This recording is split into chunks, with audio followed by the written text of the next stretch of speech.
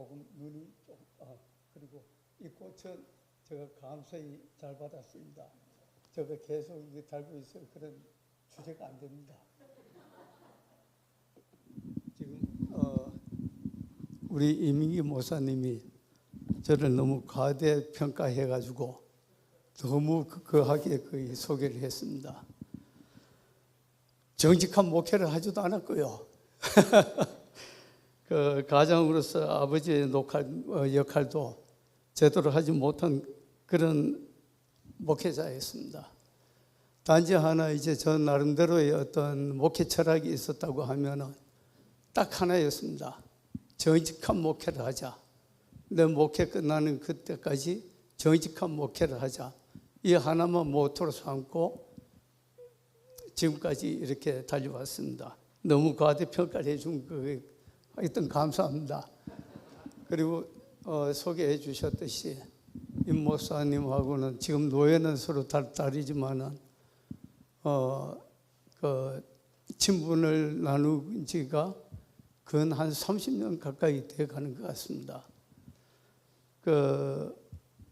이 목사들의 세계를 이렇게 말씀을 드리면 참 그한데 목사들끼리는 서로 이렇게 일반 사회인들처럼 어떤 우정이라든가 어떤 친분을 나누면서 교제를 이렇게 길게 해나가는 그런 그게 쉽지 않습니다.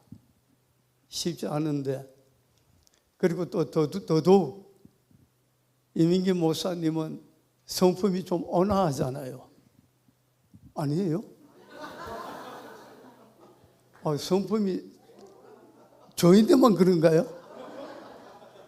정말 차분하고 온화한데 저는 또 반대로 불같습니다. 이렇게 좀 뭐라고 하나 어떤 좀 안 좋은 이런 모습을 보면은 그냥 확 날려버립니다. 말투가 그렇죠? 날려버린다.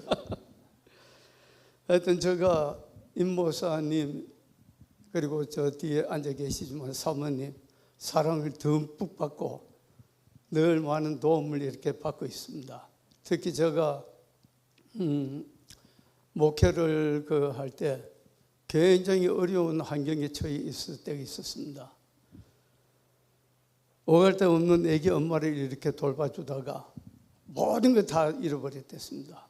완전 하루아침에 거지가 되어버렸댔습니다. 교회도 다 해버리고 완전 거지가 됐을 때 그때 따뜻하게 손을 내밀어 준 친구가 바로 이 친구입니다. 그런데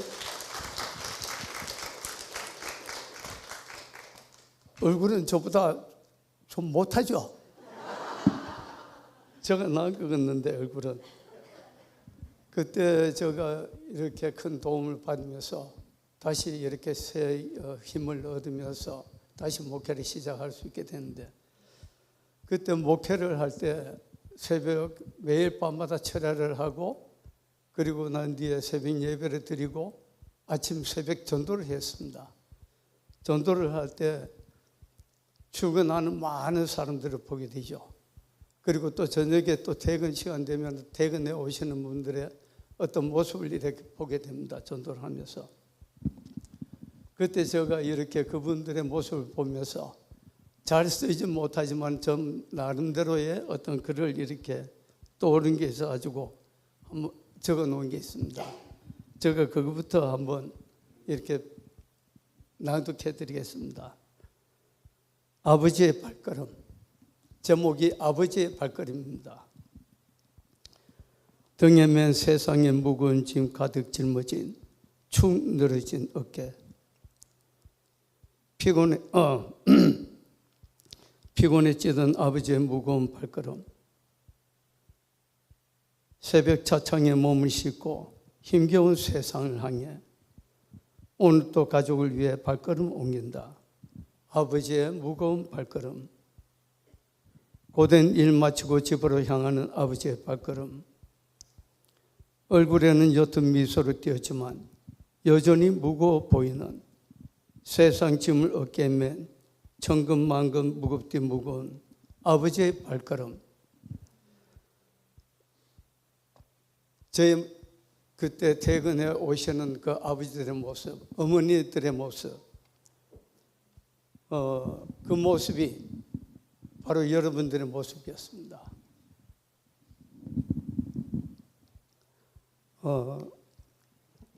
그 뭐라고 하나요?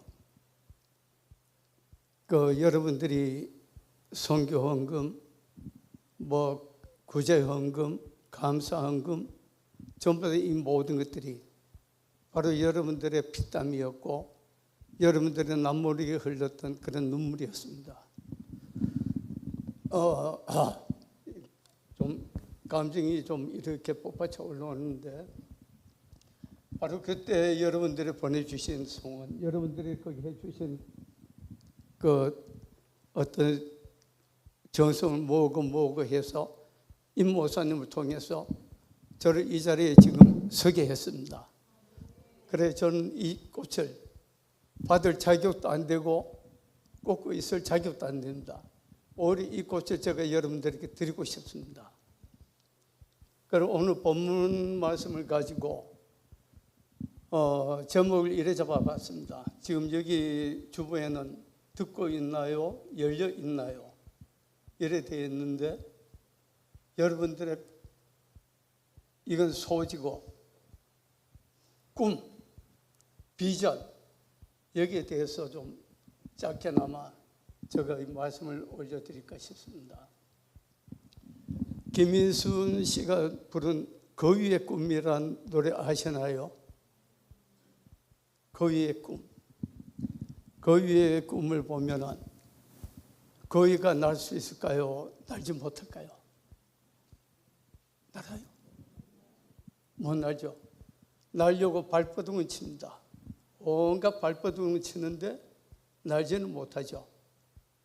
그런데 그 위가 왜 날개짓을 할까요?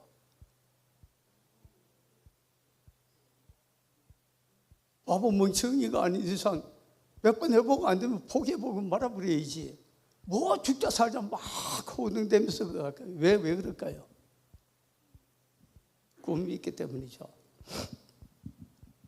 저는 오늘 여기에서 꿈이라는 그런 주제를 가지고 듣고 있나요? 열려 있나요?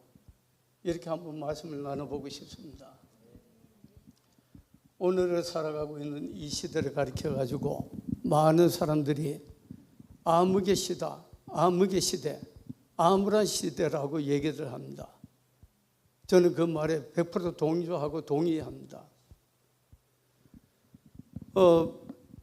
우리나라의 교회가 약 한 5만 교회가 있다고들 얘기합니다. IMF 오기 전에. 물론 IMF 코로나 오기 전에. 그리고 코로나 오고 난 뒤에 어떤 이렇게 교회 재정이 어렵고 뭐 이렇게 해가지고 좀 많은 교회들이 문을 닫고 뭐 이렇게 했다 해가지고 좀 줄어들었다 해도 대강 아무리 뭐 그래 했다 해도 제가 생각할 때 뭐 4만 교회 이상은 있지 않나 그래 생각이 됩니다. 여러분들 기독교 TV 이렇게 많이 듣고 계시죠? 보고 계시죠? 보고 듣고 하면은 어떻습니까? 말씀의 홍수입니다. 기독교 채널 틀면은 뭐 말씀이 정말 듣기 싫어도 끊임없이 그 채널 틀어놓는 이상 끊임없이 들려옵니다. 끊임없이.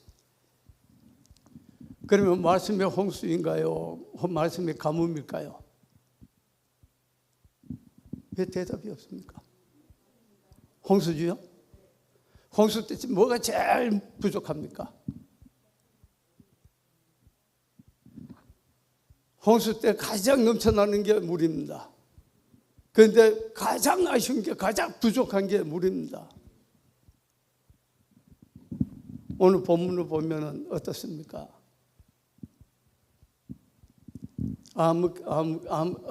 암울한 시대, 암흑의 시대라고 얘기하죠.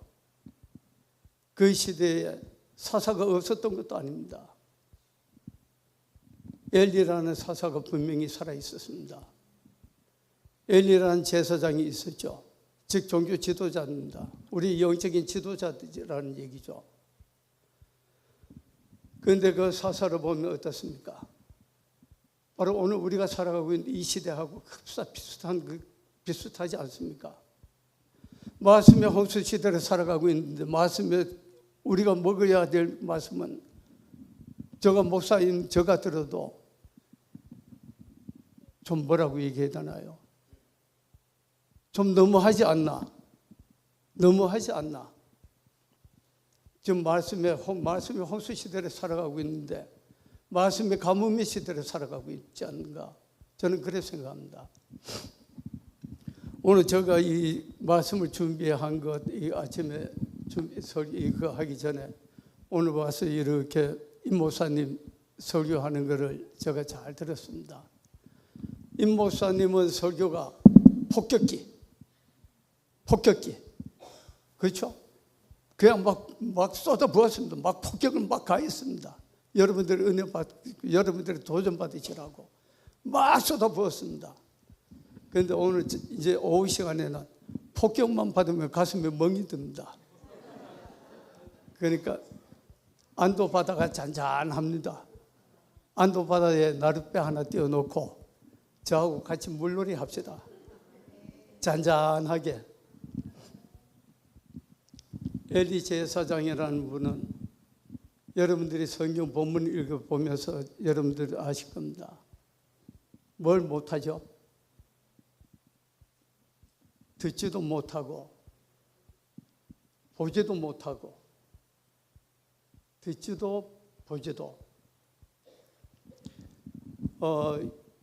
참 이런 말씀을 드리면은 뭐 합니다마는 오늘 아침에 제가 여기 와서 앉아서 잠시 이렇게 기도를 했습니다.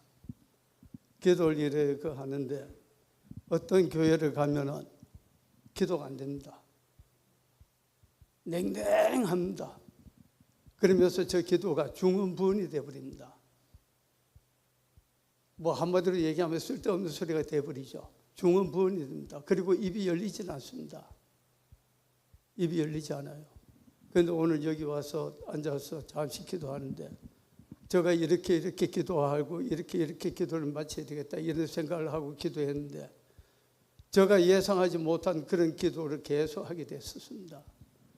그러면서 너무 감사했었습니다. 너무 감사했는데 폭격기로 융단 폭격을 가해버리니까 그러면서 이 기도는 사문 목사님의 기도가 더 컸구나. 더 역사하고 계시는구나. 그러면서 저는 여러분들이 부러웠습니다. 왜냐하면 여러분들은 이 홍수의 시대, 말씀의 홍수의 시대, 가뭄을 겪지 않고 여러분들은 흡족히 생수를 마시고 계시기 때문입니다. 여러분 듣지도 못하고 보지도 못한다면 어떻게 될까요? 듣지도 못하고 보지도 못한다면 어떻게 될까요? 답답합니다. 제가 교회 개척을 앞두고 저는 신앙생활을 하면서부터 조금 얼마 지나지 않아서부터 매일 밤마다 철야 기도를 했습니다. 밤새도록 기도하고 그리고 새벽 예배 끝나고 집에 와가지고 조금 눈 붙이고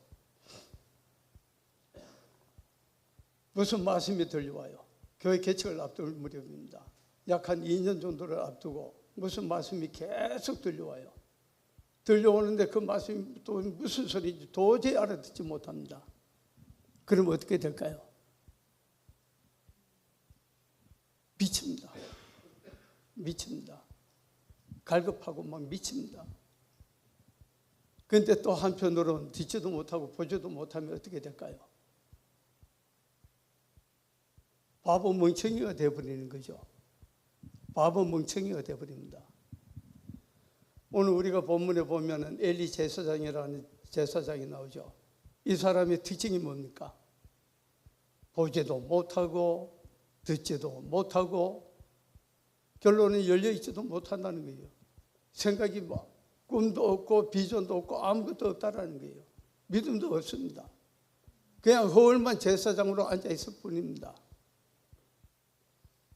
허울만 제사장으로 앉아있는 요즘 오늘날로 말하면은 허울만 목사들,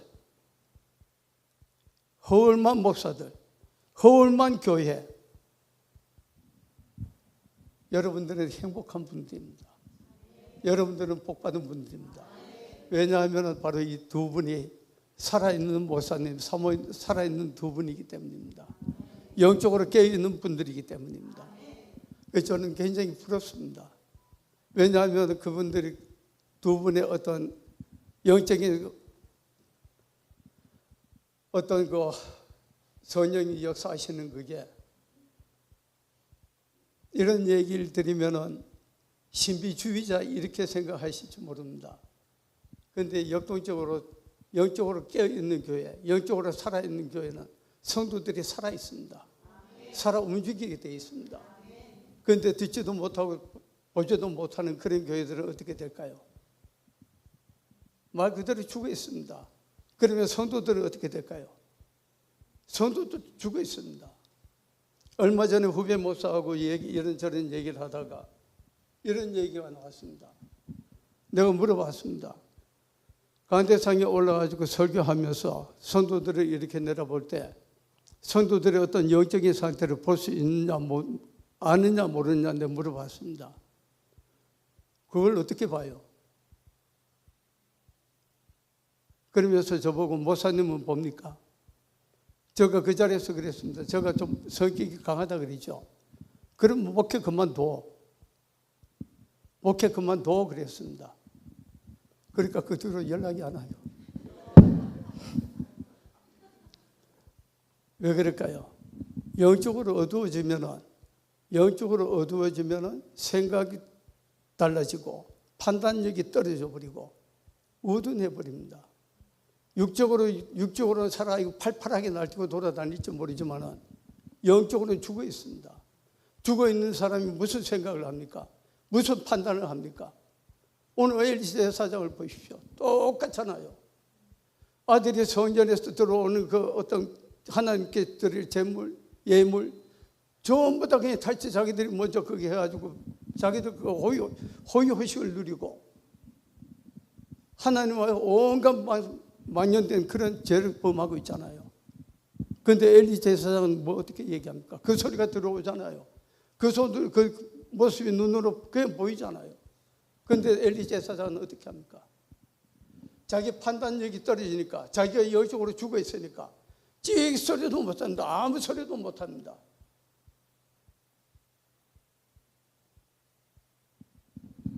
아들이 죄를 보면서도 그냥 한 귀로 듣고 한 귀로 흘려 넘어갑니다. 오늘날 교회들이 그러잖아요. 성도들이 어떤 그걸 하면은 지적을 하고 그걸 고쳐나가도록 영적으로 이끌어주고 땡겨주고 가르쳐주고 교훈을 해주고 그러면서 그 성도를 위해서 기도하면서 앞으로 땡기고 그 믿음을 길로 나가는 그 길로 계속 그게 해줘야 되는데 내가 죽어 있는데 뭘 해줍니까? 그냥 입만 살아있다고? 입만 살아있다고 그게 성도들이 감동을 받습니까? 영적인 어떤 그게 옵니까? 하는 소리가 그럽니다. 니나 잘해라. 그러잖아요. 마태복음 15장 14절의 말씀을 보면은 이렇게 얘기합니다. 그냥 두라라고 시작을 합니다. 그러면서 그들은 맹인이 되어 맹인을 인도하는 자로다. 만일 맹인이 맹인을 인도하면 둘이 다 구덩이에 빠지게 되리라. 뭔 말입니까? 그냥 두라. 제가 여러분들한테 그랬죠. 여러분들은 복받은 분들입니다. 여러분들은 행복한 분들입니다. 왜일까요? 두 분이 살아있기 때문입니다. 두 분이 죽어 있으면 제가 얘기 안 했습니다. 목회 그만둬 그랬겠죠. 목회 그만둬. 저는 이 빠른 소리를 잘합니다. 나이가 많든 나이가 적든 노예에서 나보다 훨씬 선배든 뭐 후배든 그래 밑산도 좀 많이 받습니다. 맹인이 맹인을 인도하면 둘 다 구덩이에 빠지리라. 정말 이 말씀은 지도자로서는 굉장히 무서운 말입니다. 이 말씀이 저의 어떤 목회 뭐라고 하나요? 지침서가 됐습니다. 내가 영적으로 내가 까만 눈이 되면 내가 인도하는 성도들도 까만 눈이 될 건데, 내가 영적으로 죽어버리면 성도도 다 죽을 건데, 오늘 본문에 보면 이 엘리 제사장 또 한 인물이 나오죠. 읽지는 않았습니다만 바로 한나 그리고 사무엘이 나올 겁니다. 한나가 아들을 못 낳죠. 그러면서 그 브니나가 요동을 합니다. 바보같이 아들 또 하나 못 낳는 게 재주도 없으면서 그렇습니다. 속이 뒤집어지죠. 하나님 왜 나는 아들 하나 안 줍니까? 나도 아들 주세요. 하나님 왜 이렇게 나하고 브니나하고 차별을 합니까? 내가 하나님 앞에 뭘 그렇게 잘못했습니까? 저 친구는 뭘 그렇게 잘했다고 저렇게 펑펑펑펑 아들 딸 주는데 왜 저는 딸 하나 아들 하나 딸 하나 주지 않습니까? 그렇게 하나님 앞에 나가 기도했을까요? 본문을 보면 브니나가 요동을 했다 하는데 바로 한나는 그 시대를 읽고 있었던 겁니다. 사사시대의 그 암울한 시대를 읽고 있었던 겁니다. 바로 이 시대를 깨울 수 있는 그런 아들을 달라고 기도했던 것이죠. 왜냐하면 이 한나가 아들을 달라고 했을 때 사무엘을 놓게 되죠. 만약에 자기 욕심대로의 어떤 그런 그걸로 아들을 달라고 아들을 받다면 절대 하나님 앞에 바치지 않습니다. 절대 하나님 앞에 바치지 않죠. 왜요? 내가 그렇게 힘들게, 내가 그렇게 애타면서, 내가 그렇게 모진 구박감 어떤 그런 걸 받으면서 내가 아들 하나 낳았는데 내가 미쳤다고 내가 그 아들을 그 하나님 앞에 바칩니까? 금이 오기에 키워도 모자리 판인데. 그런데 한나는 젖을 떼자 말자 하나님께 드리죠. 이 유대 민족은 우리나라하고 좀 달라서 젖을 이렇게 일찍 떼지 않습니다. 젖줄이 끊어질 때까지. 그래 그거 하면 보통 한 5살, 6살, 길게는 7살까지 간답니다. 그 피덩어리 7살에 해도 아직까지 그 피덩어리잖아요. 그 피덩어리잖아요. 그 시대를 일깨우신 일꾼으로 하나님께 드리는 겁니다. 한나가 사무엘을 하나님 전에 바친 모습. 여러분 아브라함이 이삭을 하나님의 제물로 드리려고 했던 그 모습과 많이 닮지 않았습니까? 하나님께 쓰임받기 위해서, 하나님이 이 시대를 일깨울 수 있는 그런 자가 되기 위해서, 어둠이 짙게 깔린 그 시대를 밝힐 수 있는 그런 희망의 불빛으로, 소망과 비전이 없는 그 땅에 소망과 비전이 있는 그런 땅으로, 그 암울한 시대의 희망의 빛의 시대로 그 나라가 소망이 생겨나기 시작했습니다. 비전이 생겼습니다. 여러분들에게 한번 물어봅니다. 여러분들 꿈이 있습니까? 어느 분 한 분을 콕 집어가지고 제가 한번 여쭤보겠습니다. 저쪽에서 똑똑하게 있을까? 비전이 어떤 비전이 있습니까? 네.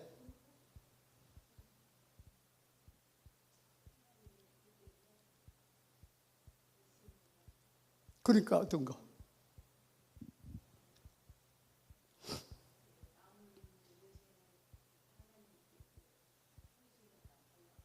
네.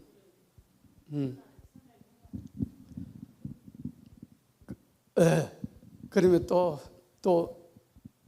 제 지금 여기서 볼 때 제일 젊은 친구가 그 뒤에 친구가 있는데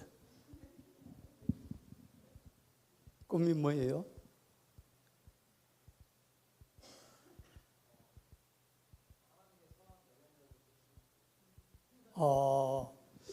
역시 여긴 깨어있는 교회를 해가지고 틀립니다. 다른 교회에서 물어보면 이렇게 대답합니다. 지금 그 중년 이렇게 되신 거 같는데 아직 자녀들이 지금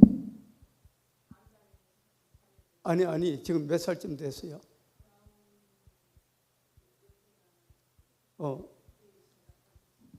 예. 그래 되면은 우리 아들이 만약에 집이 없으면은 좀 이렇게 좀 번듯한 집을 가졌으면 좋겠다는 그런 꿈을 가지고 있습니다. 만약에 아들이 어떤 직장이 좀 온전치 않으면 우리 아들 직장이 좀 온전한 좀 좋은 직장에 들어갔으면 좋겠습니다. 공부하는 학생이 아들 딸이 있다면 우리 아들 딸이 그 서울대나 뭐 이런 좋은 데 가가지고 좋은 직장을 취업을 했으면 좋겠습니다. 보통 이렇게 그게 꿈입니다. 그리고 그게 소망이죠.